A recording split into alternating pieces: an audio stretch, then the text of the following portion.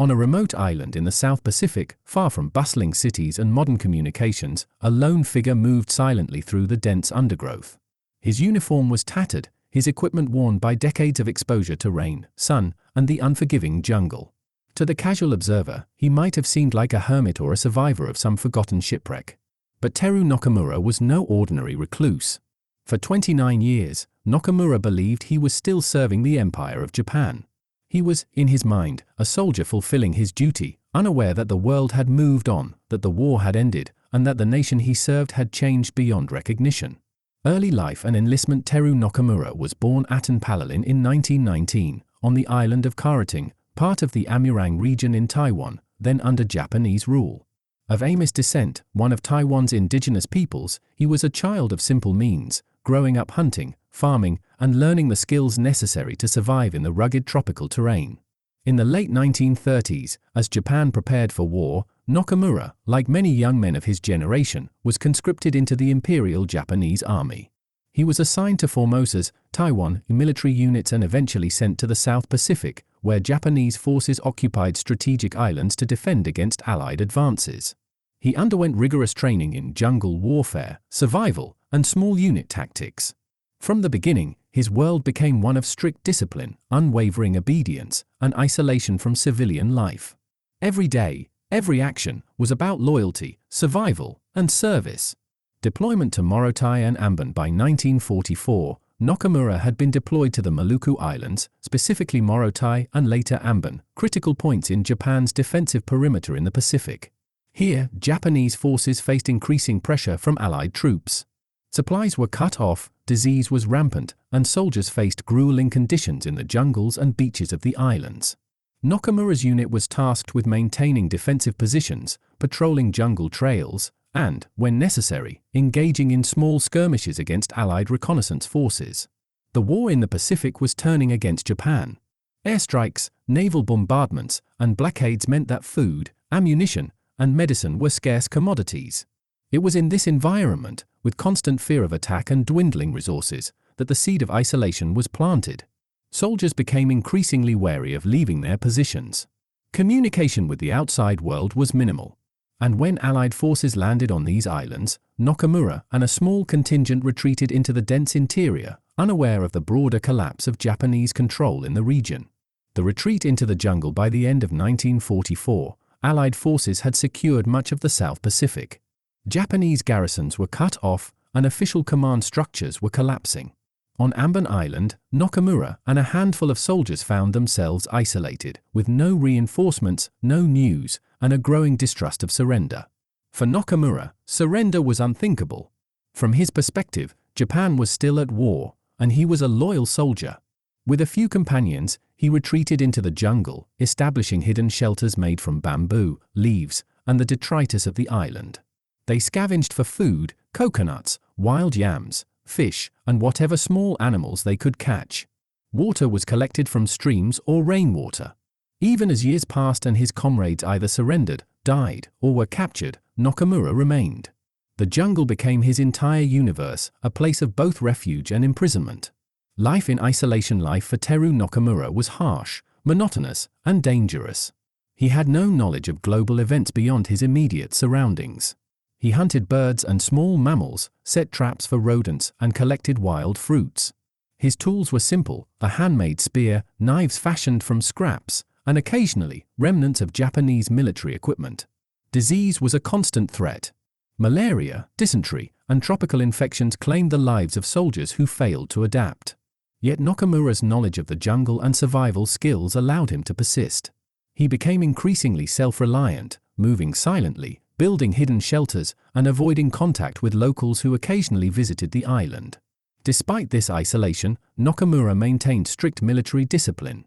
He conducted daily exercises, inspected his gear, and kept watch for Allied patrols, which he believed could still appear at any moment. His mindset was that of a soldier awaiting orders that would never come. The passing of years. The 1950s, 1960s, and 1970s passed in obscurity. The outside world advanced rapidly, Japan rebuilt, the Cold War unfolded, technology advanced, and nations modernized. But Nakamura remained frozen in time, unaware of any of these changes. Occasionally, he found remnants of military material left behind by Allied forces or Japanese units. He repaired what he could, maintaining weapons and supplies in case the war resumed. His world was self-contained, a microcosm of wartime existence in perpetual motion. Nakamura's health deteriorated slowly, his body hardened by decades in the jungle, yet his resolve remained unwavering. He had no concept of peace. Each passing year reinforced his belief that the conflict was ongoing and that his duty was absolute. Encounters with locals from time to time, islanders reported sightings of a solitary man, unshaven, dressed in tattered uniform, carrying a rifle. These encounters were rare, fleeting, and shrouded in mystery. Villagers often avoided contact, fearing he might be armed or hostile. Some left food discreetly near his shelters, though Nakamura rarely ventured far to accept it. Stories of a ghost soldier began to circulate, a figure who appeared to exist outside time and war, bound by loyalty to a cause long ended. These local interactions were carefully managed by Nakamura, who remained ever cautious. Trust was dangerous. He believed that outsiders could be enemy scouts or spies, a lesson ingrained from the early years of the Pacific conflict. Isolation and mental resilience. Psychologically, Nakamura's situation was extraordinary. Living alone for decades in a hostile environment required extreme mental discipline. He maintained routines, patrols, and survival exercises as if the war had never ended. Adaptability. Every storm, disease outbreak, or shortage required immediate problem solving. Focus on duty. His belief in Japan's war effort provided purpose in an otherwise isolated existence. In interviews after his eventual discovery, historians noted that Nakamura exhibited remarkable resilience. He had endured physical deprivation, social isolation, and constant vigilance, yet retained clarity of purpose and military focus. Signs of the war's end, ignored or misunderstood over the decades, subtle signs suggested that the war had ended. Airplanes flying overhead no longer dropped bombs. Foreign troops were no longer on the island. Radio broadcasts from Japan, when occasionally detected, were indecipherable or misunderstood. Nakamura interpreted these anomalies cautiously. He assumed Allied forces had left temporarily. Japan was still at war, and communications were disrupted. Only a true soldier could survive the prolonged conflict. His worldview was locked in a wartime paradigm, making the concept of peace or surrender nearly impossible to grasp. Preparation for contact with the enemy. Throughout his years in the jungle, Nakamura maintained a constant readiness for combat. He hid food and supplies in multiple caches, set traps and defensive positions around his shelters, kept weapons clean, functional, and ready. In his mind, any encounter with outsiders, be they locals, Allied soldiers, or other Japanese stragglers, was potentially hostile. This preparation reflects a mind conditioned by years of war and isolation, where trust was a liability and vigilance a necessity. The Japanese government and lost soldiers. Nakamura was not the only soldier to remain unaware of the war's end. After World War II, the Japanese government initiated searches for missing personnel, though many islands in the South Pacific were remote, poorly mapped, and dangerous. Soldiers like Nakamura were considered missing in action, MIA, presumed dead after years of no contact, forgotten by bureaucracies focused on rebuilding the nation. For decades, these men existed outside official history, their service continuing silently in jungles, mountains, and islands far from home. A soldier out of time. By the 1970s, Teruo Nakamura had become a living anachronism. While the world moved on, he persisted in his wartime mindset. From the perspective of the outside world, he was a relic, a curiosity, a symbol of the extremities of human endurance and loyalty. From his own perspective, however, he was simply fulfilling his duty, unaware of the collapse of the empire, the defeat of Japan, or the profound changes in the global order. The discovery in December 1974, nearly 3 decades after the official end of World War II, a remarkable event occurred. Indonesian forestry workers on the island of Morotai, where Nakamura had been hiding, stumbled upon a man in tattered uniform, armed and cautious, moving silently through the jungle. The figure was thin, sunburned, and hardened by years of survival, yet he appeared alert, disciplined, and wary of contact. The workers, unsure whether they were seeing a hostile combatant or a figment of rumor, alerted the authorities. Indonesian soldiers were dispatched to investigate. What they encountered was astounding: a man who had lived in complete isolation for 29 years, believing the war against the Allies was still ongoing. Initial encounter and capture. When Nakamura was approached, he initially reacted defensively. Years of combat training and isolation had left him cautious and distrustful. He brandished a rusted rifle, scanning the trees and undergrowth for threats. Every instinct told him that strangers could be enemies, spies, or scouts sent to ambush him. The Indonesian troops, trained to defuse tense encounters, slowly gained his trust. Through careful gestures, basic communication, and patience, they managed to convince him to surrender peacefully. Nakamura, now in his mid-50s, was weak but remarkably healthy, his body a testament to decades of self-reliance and survival in the harsh jungle environment. He had no awareness that Japan had surrendered in 1945, that the world had advanced by 3 decades, or that millions of lives had changed in the interim. For him, the war had never ended. Every patrol, every day of vigilance, had been real service to his country. Medical examination and adjustment. Once in custody, Nakamura was examined by Japanese and Indonesian medical personnel. Doctors were astonished by his physical condition. Despite decades of malnutrition, tropical disease, and exposure to the elements, he exhibited surprising endurance, muscular strength, and resilience. He had long, sun-damaged skin, a hardened physique, and calloused hands from decades of hunting and survival work. His dental and skeletal health were relatively intact, largely due to his diet of fresh fruit, fish, and game. Psychologically, however, Nakamura required careful management. The shock of realizing the war had ended and that he was no longer needed as a soldier was profound. Authorities were concerned about cultural dislocation, language barriers, and the potential trauma of reintegration. Nakamura's worldview had been frozen in 1945, and adjusting to the modern era would require patience, understanding, and support. Return to Japan and cultural shock. After initial care in Indonesia, arrangements were made for Nakamura's repatriation to Japan. When he arrived, he was confronted by a world almost unrecognizable from the one he left. Cities had been rebuilt from ruins, skyscrapers and neon lights replaced bombed-out districts. Vehicles and technology had advanced beyond his comprehension. Telephones, televisions, and automobiles were commonplace.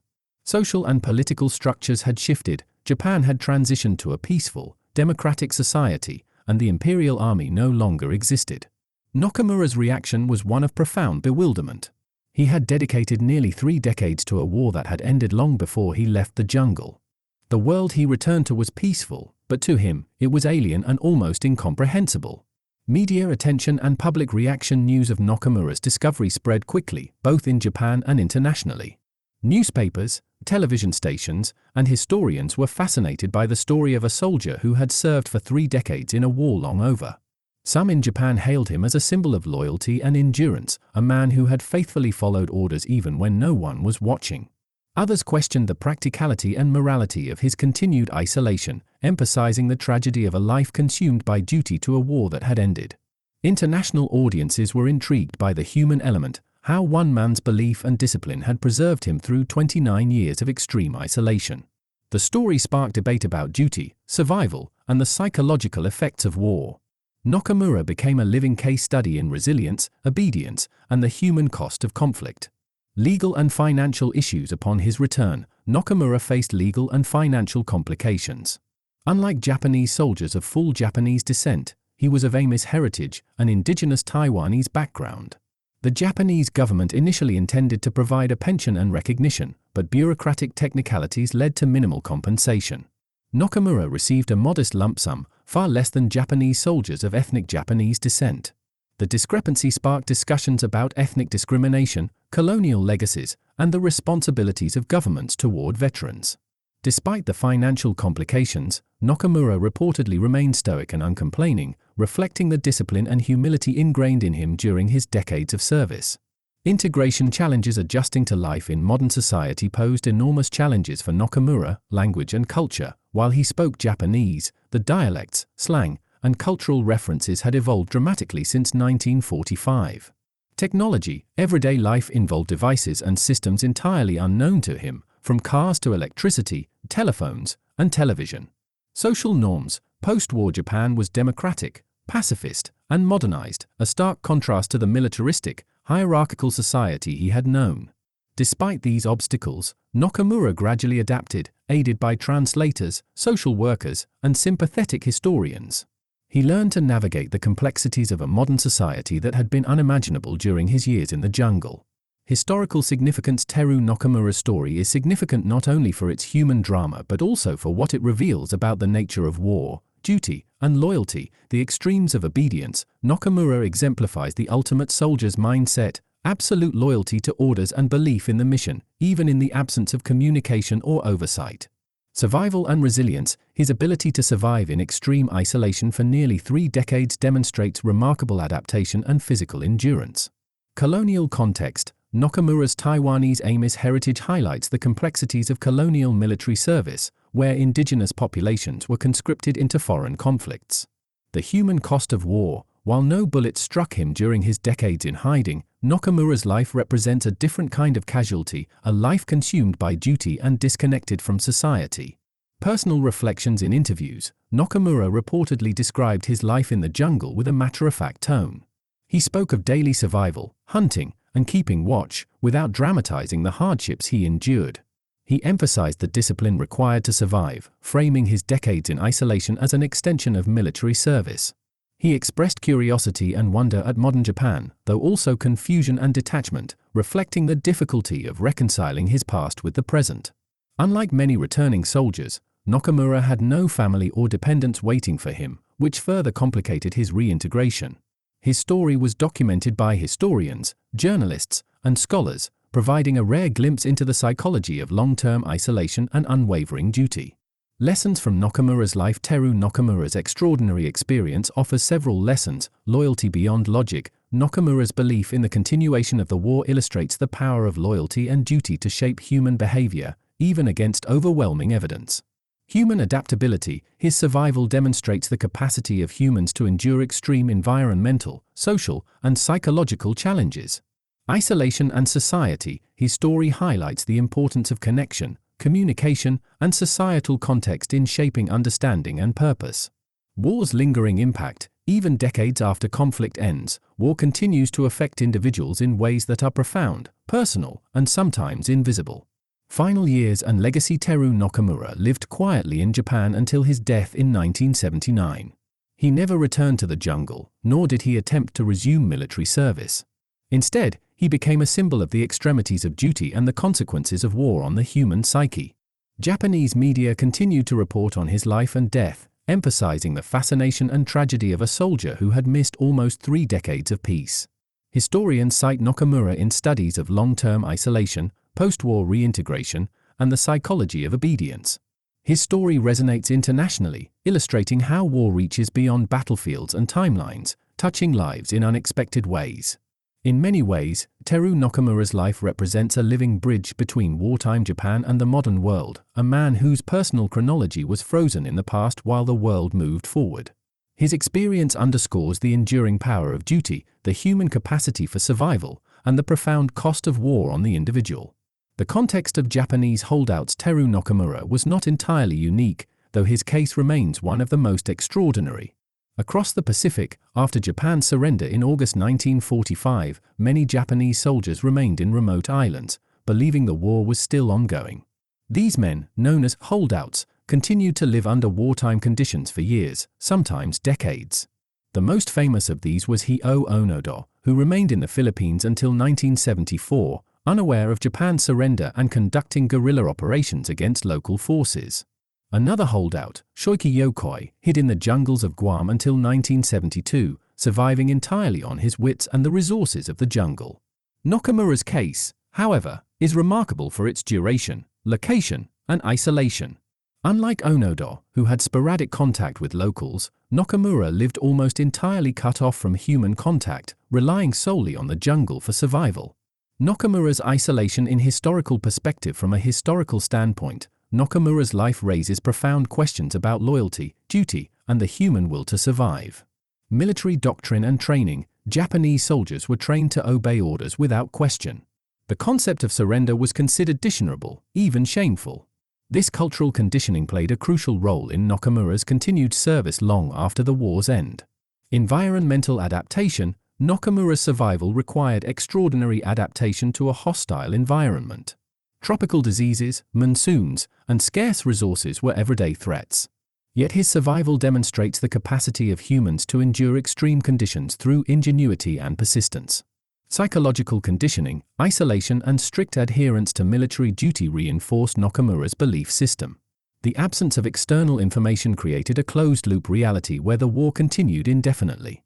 Reactions in Japan and internationally upon news of his discovery, Japan's government and public were both amazed and conflicted. Many celebrated him as a heroic symbol of loyalty, a man whose devotion surpassed generations. Others questioned the ethics and practicality of honoring someone who had lived outside the timeline of national recovery for nearly 3 decades. Scholars debated whether Nakamura's life should be viewed as tragic or inspiring, and whether the Japanese government owed him more than the modest financial support provided. Internationally, Nakamura became a figure of fascination.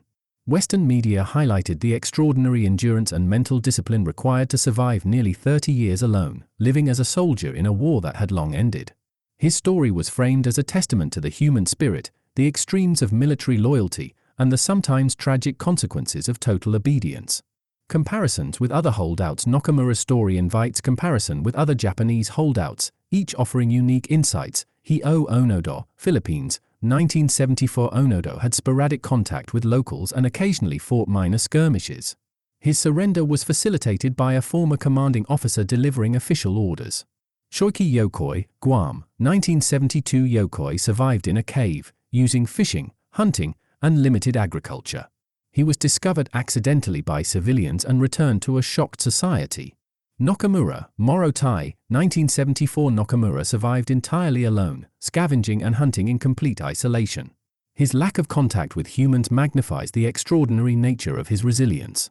These comparisons reveal different survival strategies, but all illustrate the impact of military indoctrination and the deep psychological imprint of war. The physical and psychological toll. Decades in isolation left Nakamura physically hardened but also exposed to chronic risk, constant exposure to tropical diseases and injuries, malnutrition and limited medical care, psychological stress from hypervigilance, suspicion, and monotony. Yet he demonstrated remarkable resilience. His mental acuity remained intact, as evidenced by his ability to adapt, hunt, and avoid danger. His physical condition, though weathered, allowed him to survive repeated environmental hazards that would have been fatal to an average person. His sense of duty and purpose likely contributed significantly to his psychological endurance. Historians note that purpose and routine are crucial for long-term survival in isolation. Nakamura's strict adherence to military routines, patrols, and defensive measures provided structure and meaning, anchoring him in a world frozen in 1945. Interactions with modern society. After his return to Japan, Nakamura faced adjustment challenges, cultural shock. He encountered a society transformed by economic growth, democracy, and Western influence. Clothing, language, and social norms were alien. Technological shock. Automobiles, electricity, telephones, and televisions were completely new to him. Social isolation. Despite media attention, Nakamura found it difficult to form meaningful social connections, having lived nearly 3 decades without human companionship. Assistance from social workers, translators, and historians was crucial in helping him navigate the rapidly changing post-war society. Nakamura's story became an important case study in reintegration after extreme isolation, highlighting both the resilience and vulnerability of human beings after prolonged disconnection. Public and governmental response. The Japanese government's handling of Nakamura was cautious. Nakamura was granted citizenship recognition and some financial support, though less than ethnically Japanese soldiers. Public fascination turned him into a symbol of loyalty and endurance, yet also a reminder of the human cost of war. Debates arose regarding colonial policies, the treatment of indigenous soldiers, and the ethical responsibility toward those conscripted from overseas territories. His story prompted reflection on wartime values, questioning whether blind loyalty and obedience should be celebrated or understood as psychological consequences of military culture. The human element beyond politics and history. Nakamura's story is profoundly human. He exemplifies loyalty and duty. His unwavering service, despite the absence of orders or command structures, demonstrates the power of belief and discipline. Isolation and resilience. Living alone for decades in a hostile environment reveals the human capacity for adaptation and survival. Displacement and time. Nakamura existed outside the flow of time, witnessing none of the social, technological, or political changes that transformed the world he had once served. Interviews reveal a man modest and stoic, reluctant to dwell on his hardships, instead framing his life as a continuation of duty. To him, decades in the jungle were simply another assignment, another chapter of service to the emperor. Reflections on War and Human Nature. Historians and psychologists analyzing Nakamura's life emphasize the lessons it provides about the human condition, the enduring impact of indoctrination, military culture, training, and ideology can shape thought and behavior for decades. Survival under extreme isolation. Humans are capable of extraordinary adaptation when routines, purpose, and environment align. The cost of duty. Nakamura's decades in hiding came at the expense of family, relationships, and personal freedom, highlighting the hidden casualties of war. His story resonates universally because it captures the extremes of human experience, showing how commitment, belief, and resilience can drive someone to endure circumstances unimaginable to most. The historical record. Teruo Nakamura is remembered in military history not as a combatant, but as a symbol of endurance and the consequences of prolonged warfare. He represents the unseen dimensions of war, where survival, loyalty, and isolation are as consequential as battles and strategy. His life is cited in studies of long-term isolation, post-war psychology, and the effects of colonial military service. His story underscores that war's consequences extend far beyond immediate destruction, often touching individuals decades later in remote corners of the world. Final years in Japan. After repatriation, Teruo Nakamura lived a quiet, almost anonymous life. Unlike other holdouts who gained celebrity status, Nakamura avoided the spotlight, choosing instead solitude and simplicity. He resided in a small town, far from major cities, reflecting the same preference for isolation that had defined his life in the jungle. He maintained a minimalist lifestyle, often relying on basic tools and simple routines. His diet and daily habits remained frugal and disciplined, a habit formed during decades of survival. Though occasionally interviewed by journalists, Nakamura rarely spoke about the war in depth, preferring to focus on daily survival and practical matters rather than relive decades of hardship. Despite his modesty, the Japanese public remained fascinated by him. His story was a living reminder of World War II, highlighting the extremes of loyalty, discipline, and human resilience.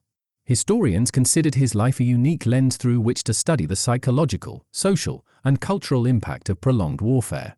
Reflections from historians and psychologists. Scholars have analyzed Nakamura's story as a case study in long-term human adaptation and the psychology of obedience, psychological resilience. Psychologists noted that Nakamura's survival depended not only on physical skill but on his ability to structure his life around a sense of purpose.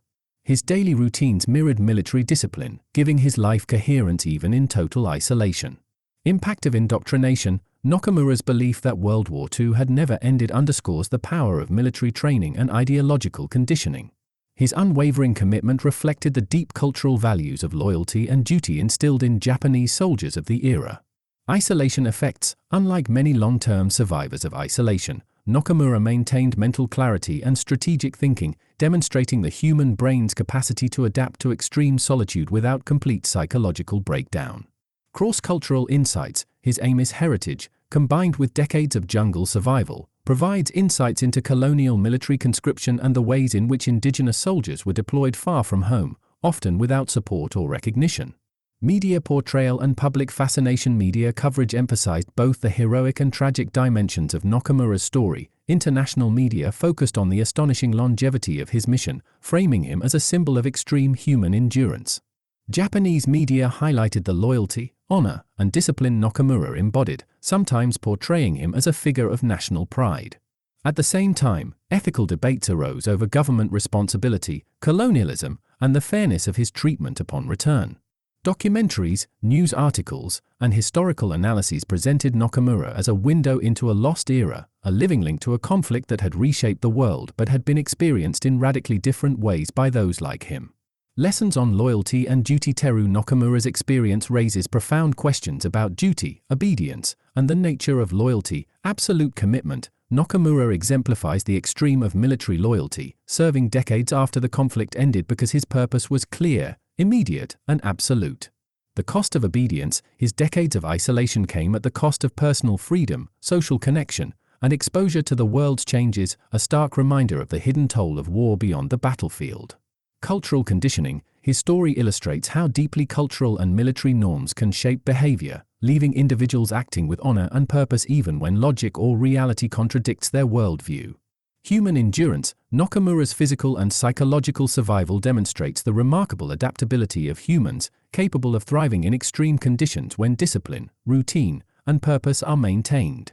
Comparisons with other holdouts. While Hiroo Onoda and Shoiki Yokoi also survived decades after World War II, Nakamura's extreme isolation and minimal human contact make his experience particularly striking. Onoda remained in contact with local communities, occasionally raiding farms or defending his position. Yokoi survived with occasional interaction with nature and minor resources provided by locals. Nakamura, by contrast, had virtually no contact with humans for nearly 30 years, relying entirely on his survival skills and training. These differences underscore the diverse survival strategies of holdouts and highlight Nakamura's extraordinary endurance. His life is often cited in historical literature as the most extreme example of a soldier's commitment beyond the war's end. Ethical and cultural reflections. Nakamura's story also prompts ethical reflection. The Japanese government faced criticism for the limited recognition and financial compensation offered to him due to bureaucratic and racial distinctions. Scholars argue that Nakamura's treatment reflects the intersection of colonial policy and military duty, where indigenous soldiers often received unequal benefits or acknowledgement. The ethical dimension extends to human dignity and societal responsibility, how nations care for veterans, especially those conscripted from marginalized communities. Despite these debates, Nakamura reportedly remained modest, uncomplaining, and stoic, embodying the values that had guided him through decades of isolation. Cultural legacy. Nakamura's life has left a lasting legacy in multiple domains. Historical studies. His story offers unique insights into Japanese holdouts, post-war reintegration, and the consequences of long-term military isolation. Military ethics. His experience prompts reflection on duty, obedience, and the human cost of war, challenging assumptions about heroism and sacrifice. Popular culture. Documentaries, books, and articles continue to recount his life, presenting him as a symbol of endurance, loyalty, and the extremes of human survival. In many ways, Nakamura serves as a bridge between eras, a man who lived fully in the 1940s while the world around him raced forward into the modern age. The human side. Despite media attention and historical analysis, at the core of Nakamura's story is a human experience of survival, duty, and adaptation. He faced daily life-or-death challenges for decades, from hunting and fishing to navigating dangerous terrain and avoiding injury. His mind remained sharp, disciplined, and oriented toward a mission, providing him with structure and purpose. He experienced the shock of reintegration with dignity and quiet resilience, a testament to his character and adaptability. Nakamura's story emphasizes that war is not only about battles and strategy but also about human endurance, loyalty, and the unseen toll on individuals. Reflections on the passage of time. Perhaps the most poignant aspect of Nakamura's life is the temporal displacement. For him, 29 years passed without witnessing peace, modernization, or societal change. While the world moved forward, Nakamura remained frozen in 1945, living under the same fears, routines, and sense of duty that guided him at the war's end. His return to society was not just physical but also psychological, a transition from a world defined by war to one defined by peace and progress. This displacement underscores a powerful truth: even in survival, the passage of time can be lost, experiences skipped, and lives profoundly altered by belief and circumstance. Final thoughts and legacy. Teruo Nakamura's life is a testament to the extremes of loyalty. He remained faithful to a mission long after it had become obsolete. The endurance of the human spirit, decades of isolation, harsh conditions, and psychological strain were met with discipline and adaptation. The hidden consequences of war. Lives are altered not only on battlefields but in the decades that follow, often quietly and invisibly. The complexity of reintegration, returning to a world vastly different from the one left behind, requires resilience, support, and understanding. Nakamura passed away in 1979, leaving behind a story that continues to captivate historians, psychologists, and the public. He remains a symbol of the human cost of conflict, the endurance of discipline, and the extraordinary capacity of the individual to survive against all odds. Historical reflection. In the broader context of World War II, Nakamura reminds us that the war's effects were far-reaching and enduring.